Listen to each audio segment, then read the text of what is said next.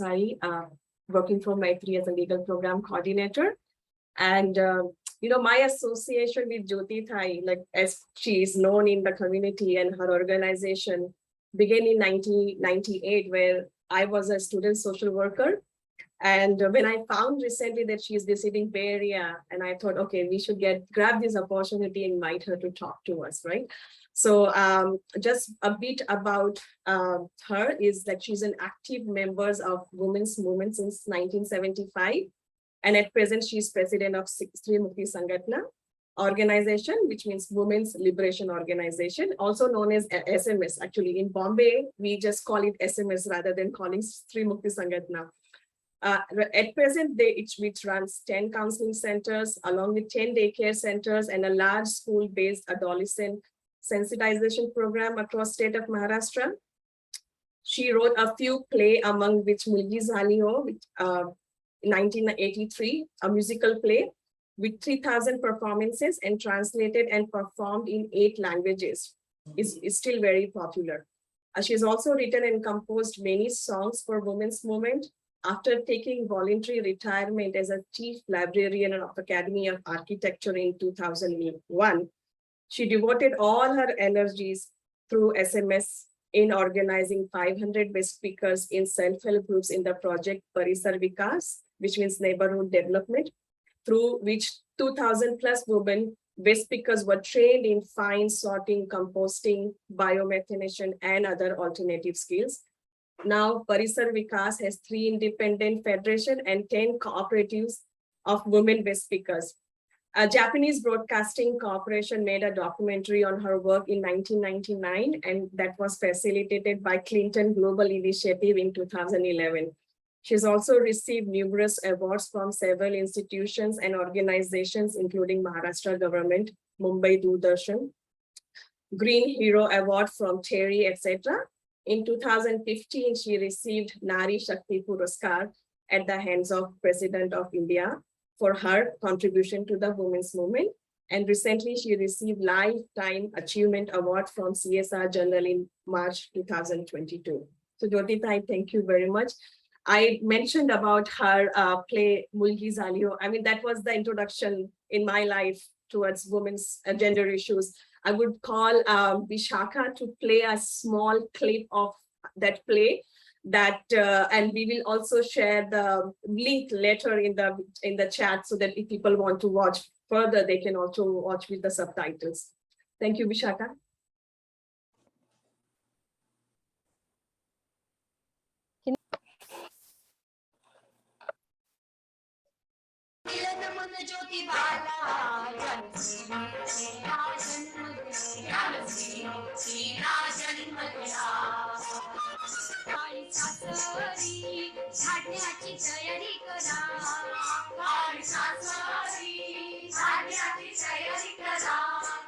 कमाल करता हो बाई. अहो तुमची बाळी तर अजून पाळण्यात आहे आणि तिला कुठं सासरी पाठवता? अहो तयारी आतापासूनच करायला हवी. कारण काय? अहो कारण मुलगी म्हणजे शेवटी परक्याचं धन. हे खरंय. अहो मुलगी म्हणजे शेवटी परक्याचं धन, आणि आज ना उद्या स्वतःचे पैसे घालून करावे लागते तिचे कन्यादान. मुलगी झाली आता काय बाई करू, मुलगी झाली आता हे रंगवते, मुलगी झाली आता सासूबाई रुसते, मुलगी झाली हो मुलगी झाली, मुलगी झाली, मुलगी झाली हो. श्रीमंत बाप म्हणाला, काय म्हणाला? श्रीमंत बाप म्हणाला, वारसा नाही संपत्तीला. हे बाकी खरंय. सगळा पैसा अडका जाईल जावया घरला. मुलगी झाली आता काय बाई करू, मुलगी झाली आता हे रंगवते, मुलगी झाली आता सासूबाई रुसते, मुलगी झाली हो मुलगी झाली, मुलगी झाली, मुलगी झाली हो. अहो बाई तुम्ही श्रीमंत बापाविषयी सांगितलं, बरोबर आहे. अहो पण गरीब आई बापाला वाटतं आपल्याला पोरगा व्हावा म्हणून. त्याचं कारण सांगा की. सांगते की. अहो गरीब बाप म्हणाला, गरीब बाप म्हणाला, वाटलं होतं चांगला पोरगा होईल, वाटलं तर चांगला पोरगा होईल. 10-15 वर्षात हाताशी येऊन म्हातारपणी आधार देईल. मग झालं तरी काय? म्हातारची काठी गेली. मुलगी झाली पस्तापास केले तरी, मुलगी झाली नको सायास केले तरी, मुलगी झाली गत वैकल्य केली तरी, मुलगी झाली हो मुलगी झाली, मुलगी झाली, मुलगी. काय हो बाई, बोला.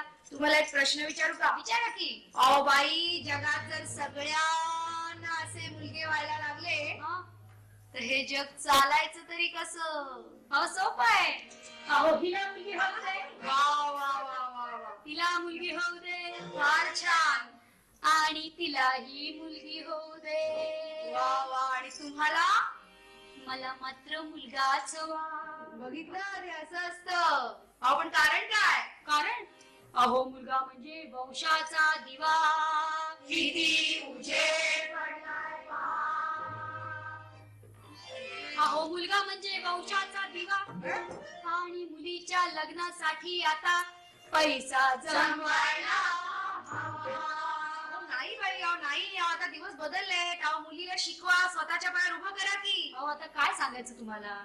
अहो कितीही मुलगी शिकली आणि तिने नोकरी केली तरी तरी हुंडा बसतो डोक्यावर. हे अगदी बरोबर सांगितलं. अहो कुणी सोन्याचे दागिने मागतात, कुणी चांदीची भांडी मागतात, कुणी पितळेची भांडी मागतात. त्याच्या ऐपतीप्रमाणे मागतात झालं. आपण कारण काय? हो कारण सोपं आहे. कारण त्यांना मुलगा झाला आणि तुम्हाला मुलगी झाली. आता काय बाई करू? मुलगी झाली पस्तापास केले तरी, मुलगी झाली नवसायास केले तरी, मुलगी झाली वैकल्य केले तरी, मुलगी झाली हो मुलगी झाली, मुलगी झाली, मुलगी झाली.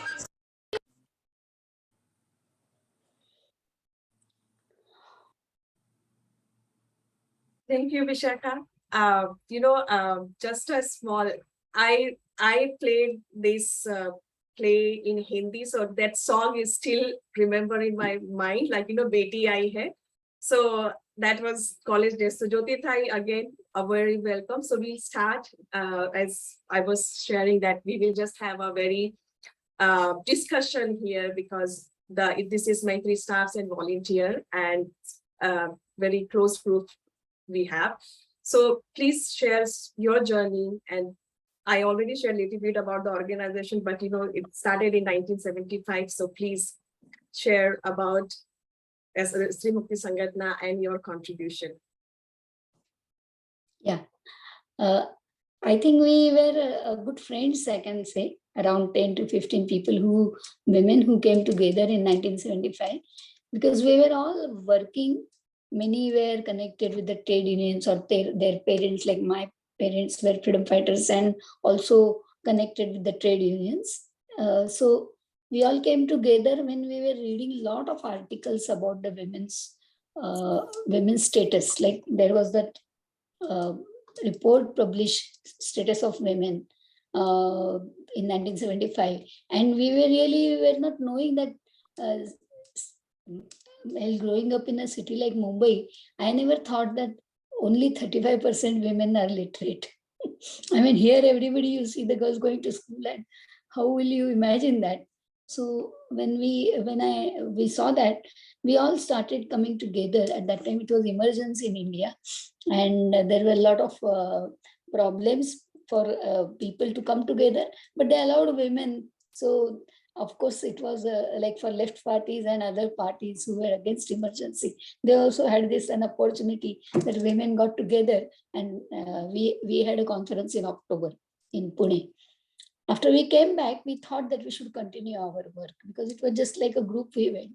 Our strong point was we were all singers. You must have seen that we were all singing, and we thought the songs is a better media to reach out to women, because women we wanted to reach out were all illiterate, and they were not even used to go to any meetings or anything, no time for them.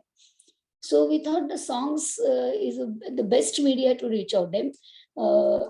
Actually, I started writing songs at that time, but I was scared to become a playwright. And it so happened that when I completed my songs, everybody asked me to write dialogues in between. And that's how I wrote, right, like Mulgi Zali and became a playwright. The end of it is that now I'm the senior advisor in the International Women Playwrights Committees. So, so this started in 1983. And then I wrote many more plays on women's issues, but I'll also, if you ask my contribution, then I have written, I mean, there is no subject or no women's issues on which I have not written the songs. Almost 40 to 50 songs are written in every aspect of issues connected with women I have covered in those songs. In fact, in 1995, for the Beijing conference also, I wrote a song and it was sung as the India's songs in Beijing. It's like Le Kandhom Par Aadha Akash, Sar ko utha ke chale, hum vishwa ki mahila, nayi nayi pragati ki or chale. So, I mean, if you ask me what is my, what I like most is writing songs. Other work came afterwards. So when we started coming together, what happened is that we had a cultural troupe. Now nobody knows what is the cost of 50 paisa, but we published a book, a song book, and we used to sell it in 50 paisa. Now it is rupees 20. But then we almost sold more than 1 lakh copies of this book. Because if you go to any meeting in Maharashtra, they will sing at least one song from our collection. So we made songs very popular. Of course, we have not read new techniques and putting in a YouTube channel and all that. We have to do it slowly. But then that was our beginning. And in between, we used to give speeches, make poster exhibitions and all that, and go to villages and colleges both, and then talk to young generation and women also. Women who are landless laborers or women who were working in the various sectors, we used to go to them.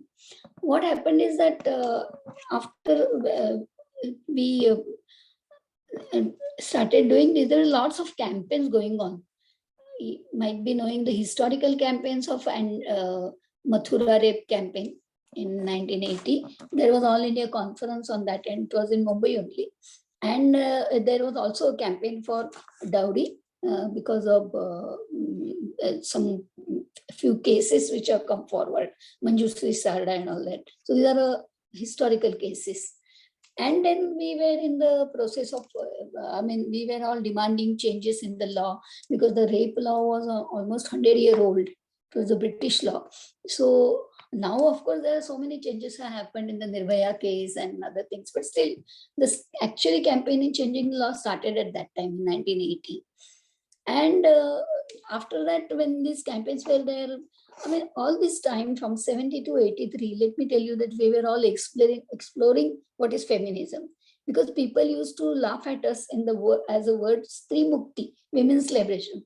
So from whom you want this liberation? From husbands or children or whom? So what we thought is that let us define what we call as Stree Mukti. So it is the liberation from the secondary status in the economic, political, social, cultural, legal, all these fields where the women have secondary status. We want freedom from that secondary status. That was a simple definition we made and started working. Meanwhile, for this campaigns and all, I started writing songs. Like I wrote a song on what are our rights and our rights on our bodies, anti-rape and all that. So I started collecting those songs, and then we thought that we must write a play on it. So I went to a lot of people, but they refused. So then as I earlier said, I only wrote the dialogue. And then we started doing since 1983 to perform Mulgi Zali Ho. So it was translated in 8 languages later. And of course, other people in other states also were doing it. And kind of a instrument, to spread the thought, spread the definition of feminism. We are not anti-men, or we are not against families or raising our children and all that. We want equal opportunity. This was the main message. And Of course, the demands like we want hostels, we want jobs, we want economic independence, and all those demands also were at the end. So much so happened that when we went to Australia in 1994 with this play, what the other people told us that we watched a lot of plays for the women playwright conference we went. So we watched a lot of plays, but they are on individual issues. But your play, we thought that yes, all the women's demands are there. These are not only India's demands or something. So it was kind of it has become universal. So after that, there was so much demand for the plays, and we were all working. I was also working in a college, and everybody was working. Nobody was free that way. So to take leave and go for the play, and really it was very difficult. So we thought that we will keep aside some 10-15 days in a year, and then we will go for a tour. So we took a bus, and we also have a lot of male members also by that time. So we used to take a bus of around 55 people, maybe 2 buses sometimes. And we used to go to villages and towns and all that. And we started, we used to call yatra. So in the morning, we'll go to schools and colleges. Afternoon, we'll have post exhibitions and books exhibition. Evening, we'll have lectures. And at night, we have a public performance. I mean, sometimes even 10,000, 15,000 people watched our play. I mean, it was a very huge campaign. You cannot imagine.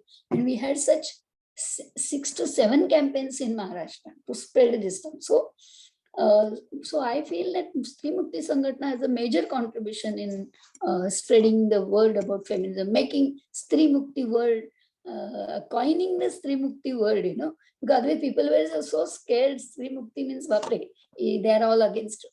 And then in the films and plays also, feminists were depicted as a rebellious women who want to break the family. I mean, they used to show, like a woman wearing jeans and having a jola, and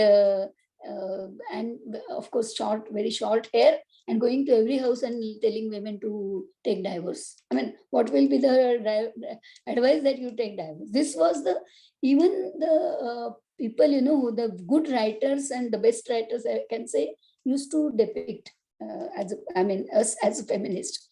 So with our play, this image was, we were able to break this image. That was also very important. So with all these plays and yatras and spreading this thought about the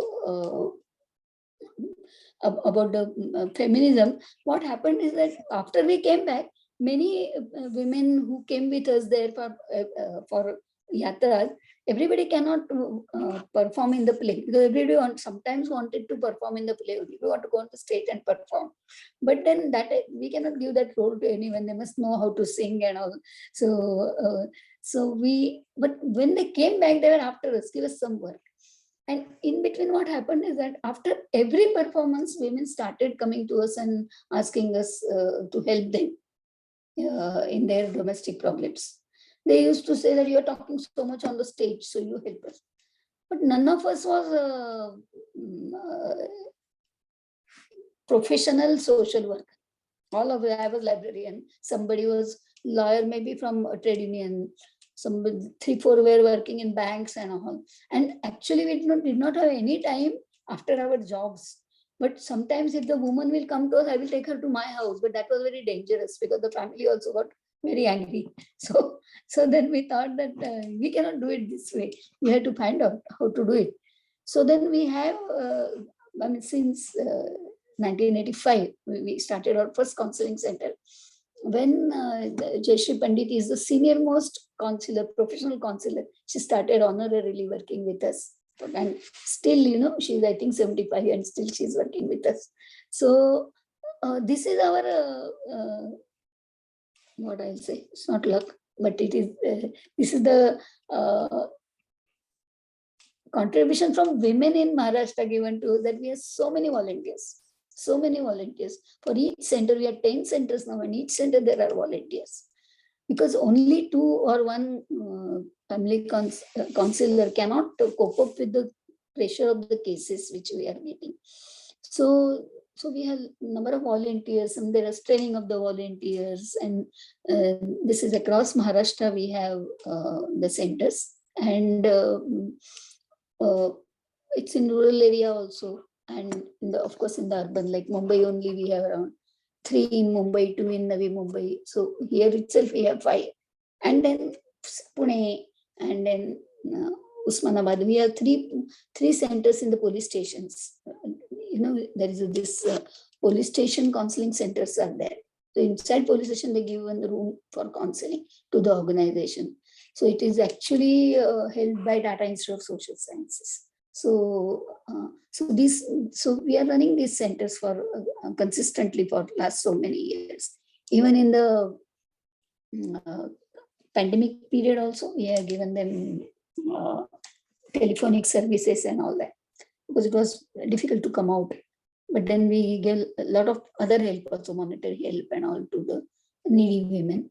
So, but meanwhile, after this, the volunteers who came to us also wanted to work with us for further programs. So we started 10 daycare centers in various places. And then we also have a very large, what you can say is adolescent sensitization program. It is a school-based program where we have around 6 modules: adolescent stress management, vocational guidance, sex education, value education, and vices. So these 6 modules we take in the schools. We have covered almost 500,000 students so far in since 1996. It's a huge program. And why we are doing it now? For every age group, we are taking some care. Like in our daycare centers also, we have to give those lessons to our daycare workers, and see to it that the women, the children who are there have been taught equality from the beginning. Then this adolescent sensation program. Then we also go to colleges and have premarital counseling sessions. Also, we have counseling centers. And now in 1998, we started another program. What Shabana has mentioned is, we started working first with 100, and now we are on 5,000 waste speaker members. But mind you that for waste speakers, every woman is a case. Because most of them are, who will do this dirty work of putting their hands in someone else's waste?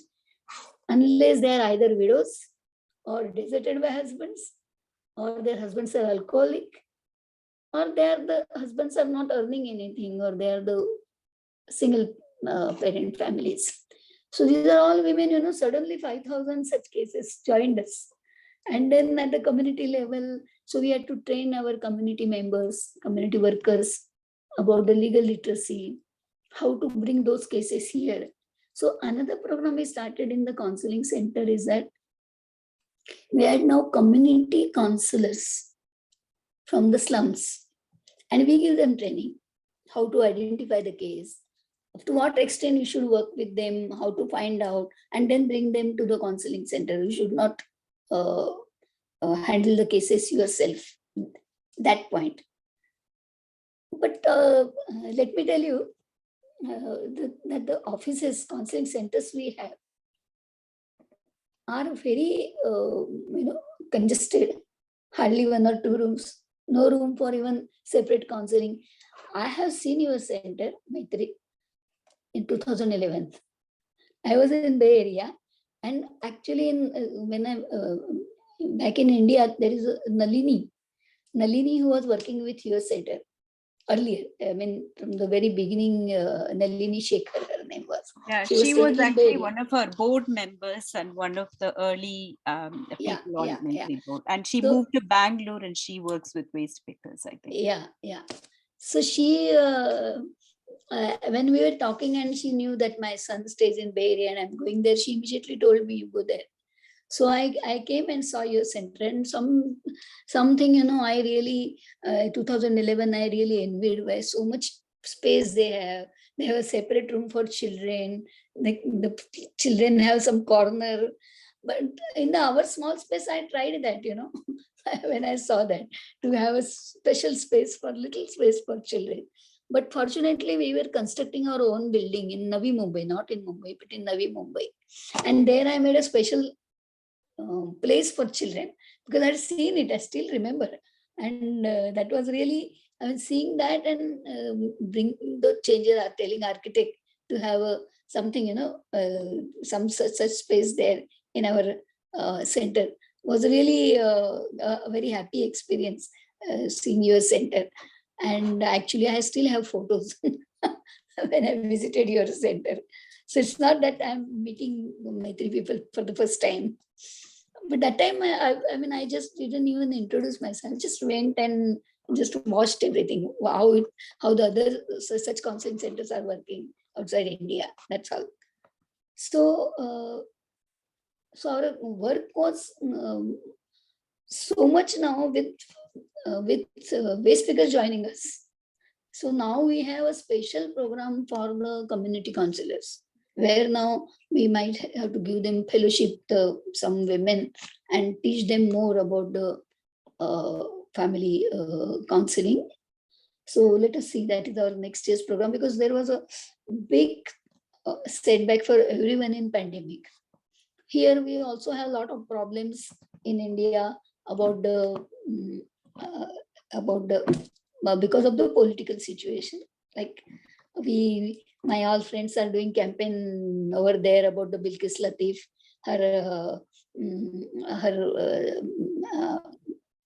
the people who were punished, and then they have been left out and quite early. So there are demonstrations going on, and from here I'm signing the petitions and all that.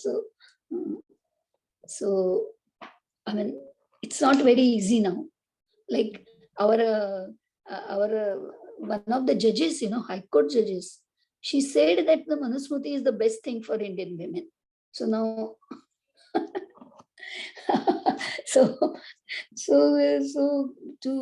I mean, how you can reply? This will come in the main newspapers, and then you have to again counter it. It's really a little difficult. I think we have to write songs again about Manusmriti. Thank you, Jyotita. It's interesting that you share about the Family Counseling Center started in 1985 and still functioning. What we would like to know, like, when this in the counseling center, how does it work when people come and share about the abusive relationship, especially if like women who are going through domestic violence?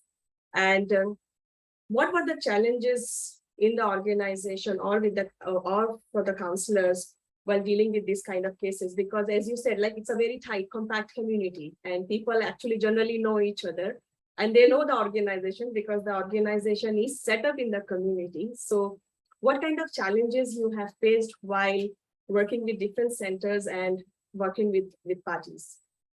Yeah, actually, what happens is that India, it is never again only husband and wife. There are all families are there.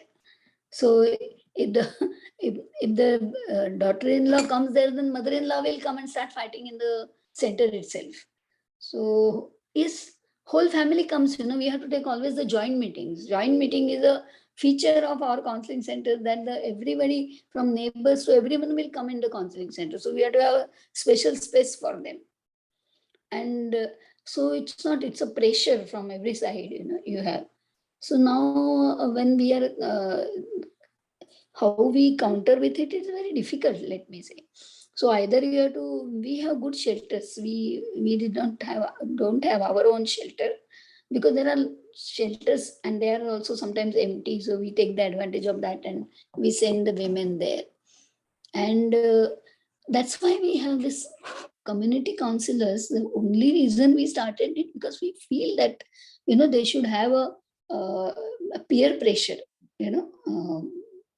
and peer support also. So in the community, we have self-help groups and self-help groups of women. So if we have 5,000 women, we have 500 self-help groups.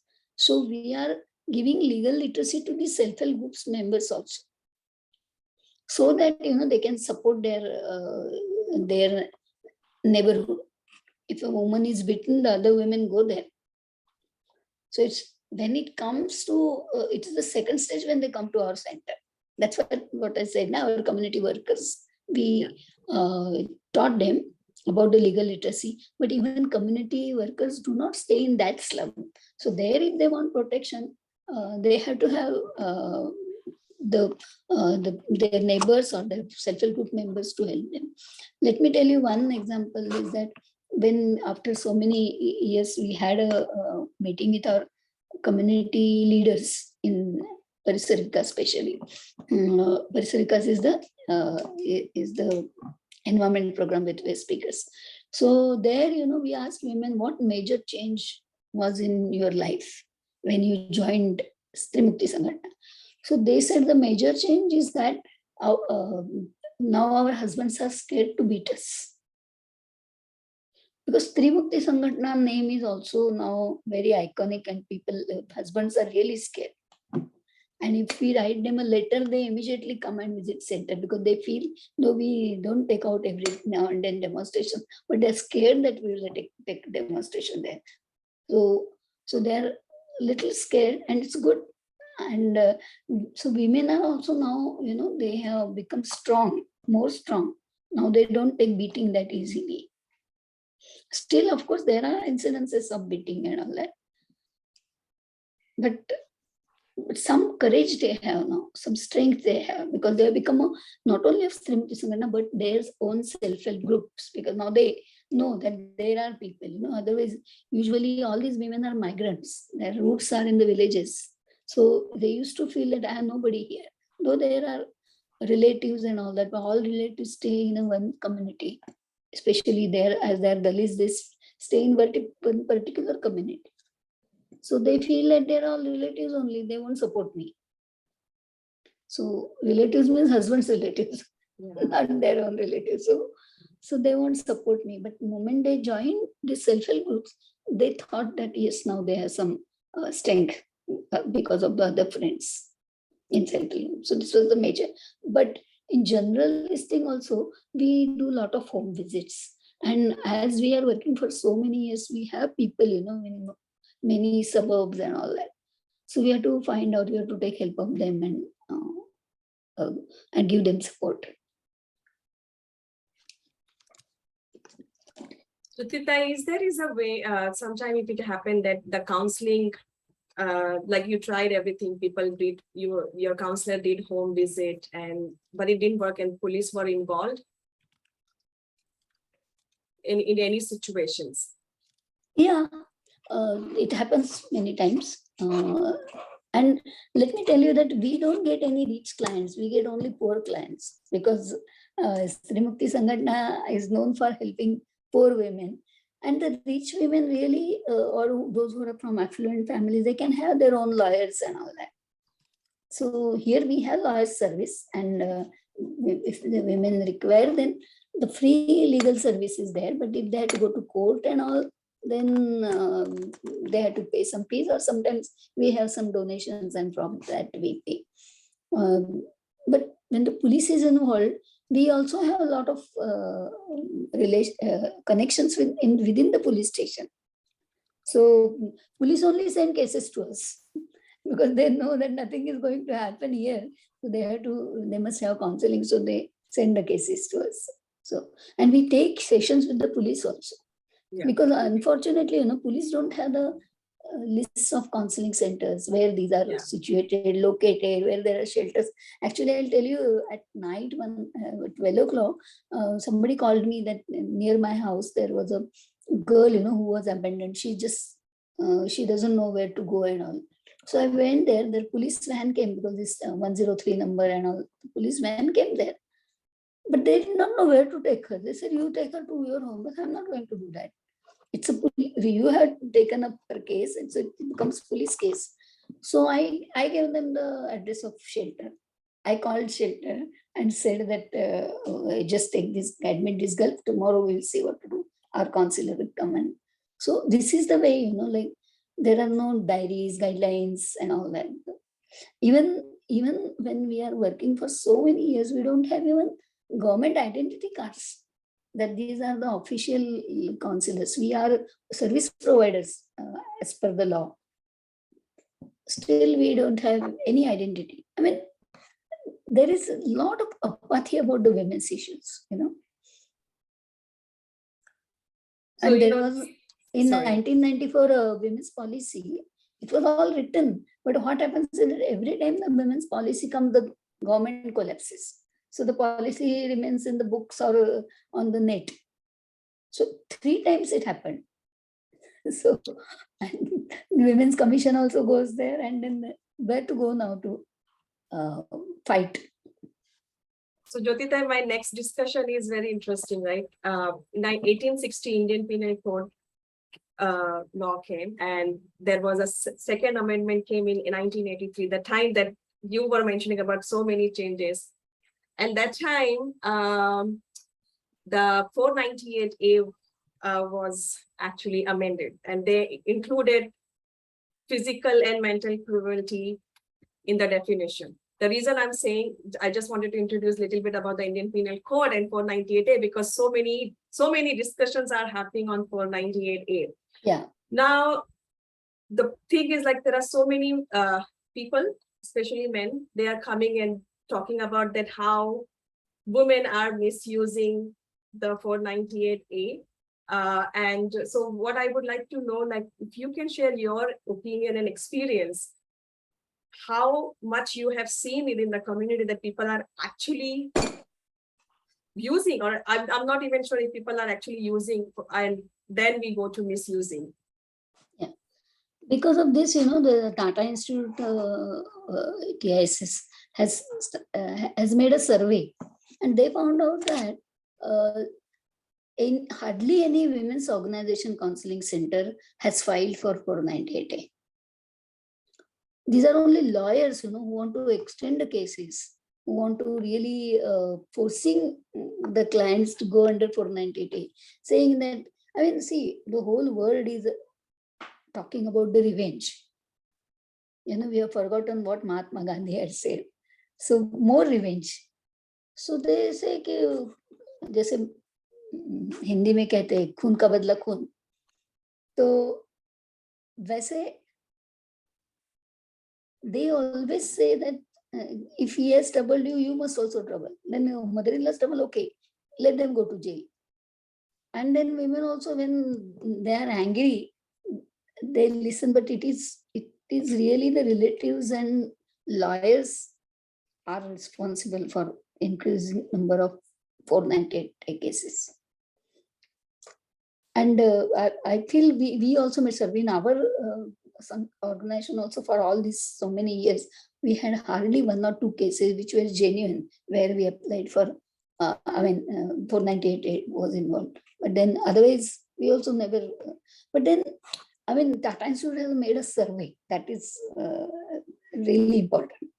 And hardly any, for women's organization, hardly 2 to 3% cases might be there. But then otherwise, outside, I mean, many cases are outside only, where there are, nobody comes to only to the counseling centers run by the women's organization. So women organization unnecessarily become a victim of all this propaganda. There are, okay. What would be your suggestion? Like, you know, what could we do to in this situation as an organization or individual? No, what we do is, first of all, if we get any complaint, you know, first we call husband or the family members, and then try to assess the situation. Because I feel that these joint meetings are very important, because women also can make mistakes. You cannot say that. And we are for justice, and not for justice only for women. It is for justice. So we also get men's cases, at least 10% men's cases we are getting, and we're taking them. So we are not refusing to take men's cases. And sometimes we find out that yes, the women have made mistakes. So you have to counsel the women also at that time. And I won't say that every time the reconciliation is the only answer. But then in that case, you have to teach women also about her behavior and all that. So it's not that women are always right. I mean, so the justice is our principle. So it could be for either gender. yes. So, I mean, Maitri also follows the same principle, and that we, like people who are survivors, they can call it, includes men, women, elder, like, they reach out here. Yeah. Coming back to our enriching discussion here, you have various programs, like, we visited, like, we saw the website, and now from 1975 to 2022, there are various programs has been included. And then the one program that about empowerment to self-sufficiency. What were the challenges you saw, especially working in, I'm talking about the area that I have seen, Govandi and Chembur, which is part of Bombay suburbs, and which is heavily dominated in terms of Muslim community. So what were the challenges working with the community there? And also, were the community members were receptive when their Stree Mukti Sanghatana came into presence, and were they forthcoming and coming to help, or it took very long for them to trust or feel comfortable to come to organization and seek help? There are ups and downs in that relationship, because after Babri Masjid, I mean, we had a lot of good relationship with in the Muslim community earlier because of our play and all. But when after Babri Masjid, women also were very suspicious, and both side women have gone into the indoors. Both side men asked women not to mix with other women, and all. There's so many problems, and we also found that the girls who were going for various classes or getting education and all that, they were all gone back again. So this again changed after 10 years. It took almost 10 years, to come out, to women to come out and have better education, or going out again and talking with their friends, Hindu friends rather, I'll say. What we are doing in the Govandi is we have a dispensary there. So most of the Muslim men and women are coming to our dispensary. So that has a very good impact there. Cases, we have around 5-6 Muslim women's groups are there, self-help groups. So they come for their cases. They bring their neighbors also. But I think because of the recent happening in the last 3-4 years, especially after BJP came to power, women are again, they are again going into their own shell, because they are scared. And though they come to dispensaries and all that, but especially in our office, they come very freely. But they don't talk about their religion, though they trust us. Yes, that is very important. We are there for last almost 25 years in the dominated Muslim community. I mean, when the outsiders come there, especially taxi and rickshaw, India se Pakistan kyun ja rahe ho? They will ask us. So it's such a dominated Muslim community. And this has become, because kind of a ghettoization after Babri Masjid. So the less Hindus were staying earlier also, but now it is completely Muslim dominated community. Especially another thing, let me tell you that you might not know this, that in the business of garbage or garbage sector, what happens is that at the bottom there are Dalit women who are picking up from the roadside. In between there are all Muslims who dominate the business. And at the top, recyclers are Gujaratis, who are factory owners. So this is a dirty business. Dirty business in the sense that it is in the dirt. So you will see that only Muslim and Dalit are working there. So it's completely male-dominated business, and women are only pickers. So sometimes we have some enmity with them also, because they don't want women to come forward and have their own business, or they become business women, which we are trying. We have their own cooperatives or federations, but men don't like it. So thank you, Jyoti.